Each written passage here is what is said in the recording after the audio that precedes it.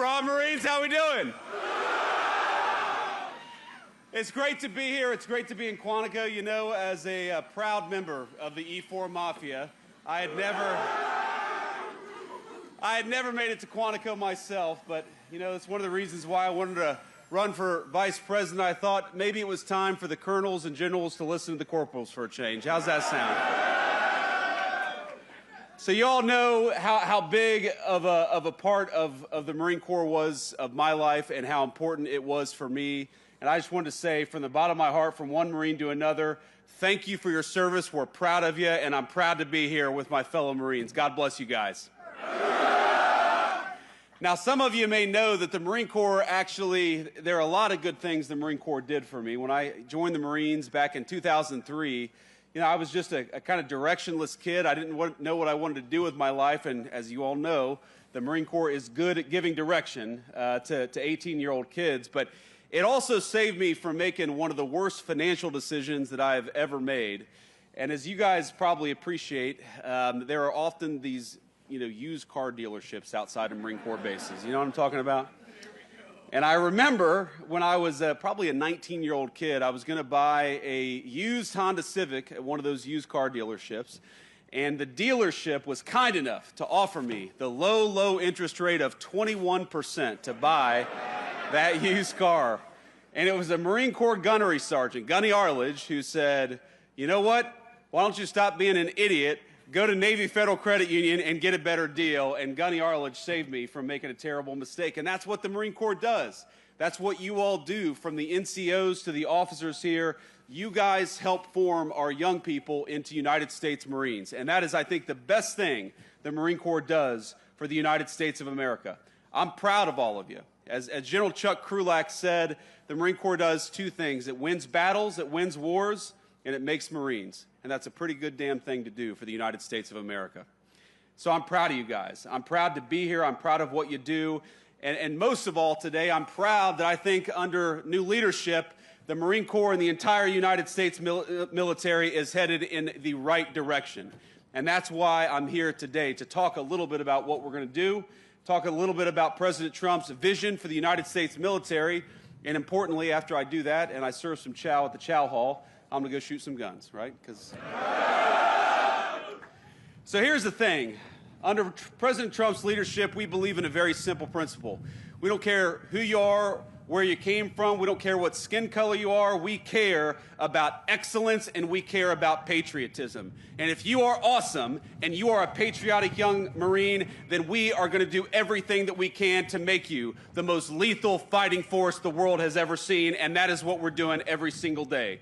No more quotas, no more ridiculous mumbo-jumbo, no more diversity trainings. We believe the real strength and the real diversity in the United States Marine Corps is that you all come from every walk of life, come from every corner of America, and you have got the strength and the purpose to win the nation's wars, and that is what the Marine Corps is going to do, just like it's done for damn near 250 years. Now, speaking of that, as my dear friends, and as a lot of you know, well, maybe you don't, because a lot of young faces out here. That's the thing. You know, I'm 40 years old now, and I realize that compared to when I joined the Marine Corps, I'm an old-ass man now. But here's the thing.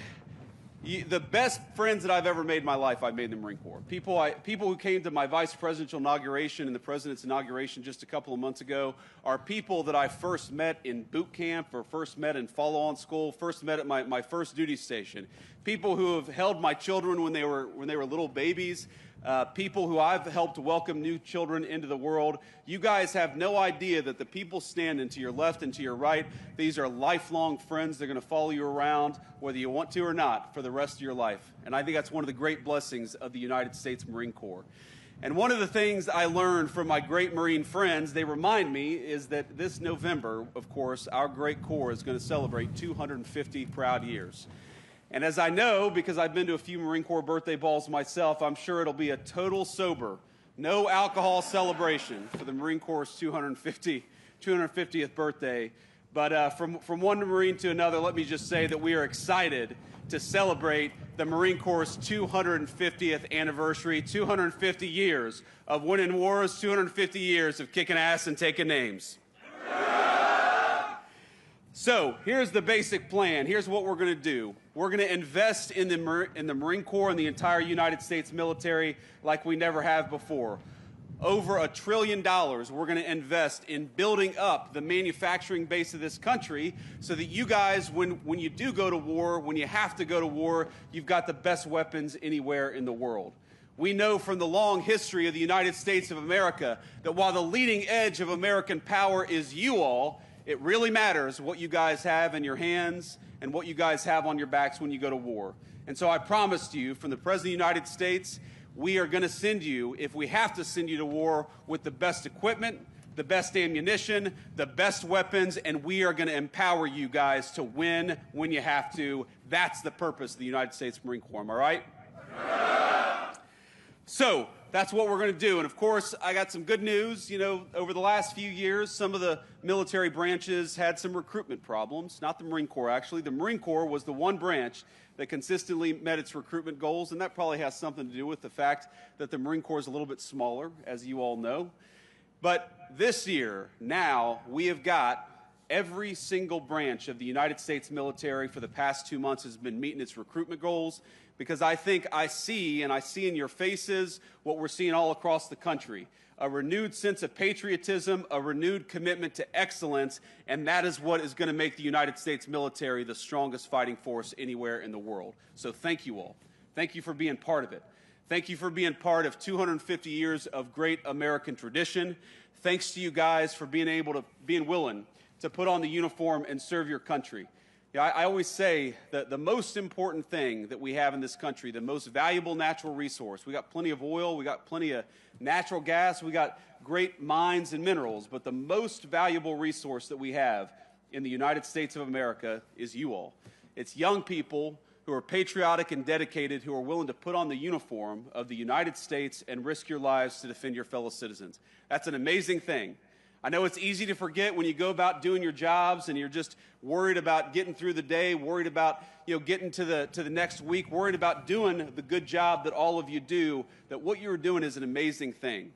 And it's easy to forget that because you don't always have the Vice President dropping in to say thank you. But I want you to remember that whether you serve another couple years in the United States Marine Corps, whether you're at the beginning of a 20 or 30-year career, that we respect you, we thank you, and this Vice President and the President of the United States know that you guys are the most important resource that we have in the United States Marine Corps, in the United States of America. So thank you all, and God bless you. And the final thing I want to say here is I was actually, and I know I was late. It's funny. That is not Marine Corps time, my friends. I remember Gunny Arledge always told me, if you're 5 minutes early or 10 minutes late. I'm sure you guys have heard that phrase. Well, what does it mean when the Vice President is 2 hours late? I guess I'm on time, because who the hell is going to get me in trouble, right?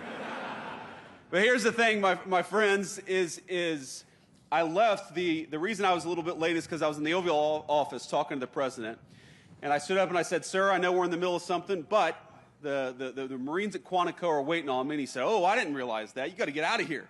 You got to get out there." And I said, "Do you have a message you want me to deliver?" And the President of the United States said he wanted me to tell you two things. First of all, that he loves you, and second of all, that he's proud of you. So let me echo the President. Let me echo a grateful nation. You guys just keep on doing what you're doing. We love you. We're proud of you. And we're going to support you every single step of the way. God bless you, Marines. Semper Fidelis.